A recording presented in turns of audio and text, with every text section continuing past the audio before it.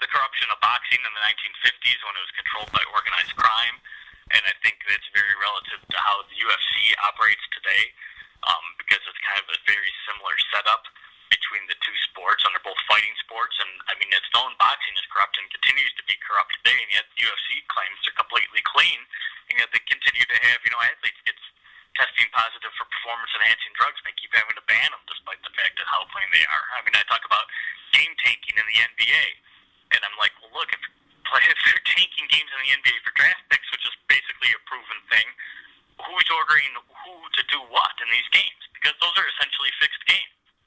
And it's not the players deciding to tank the games. It's either coming from the coach, and not likely the coach really, because he's about to get fired for having such a horrible season. So therefore it's coming from the GM or the owner. And so you can corrupt games from the top to the bottom. You can have this done, and it's proven here.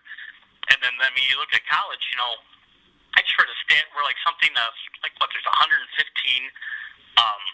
major college football programs in the United States, and literally 100 of them have been sanctioned in some way or another over the past 20, 30 years.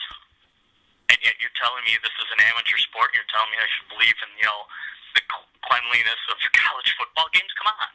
I mean, there's just so much evidence out there of corruption, like I say, within every sport.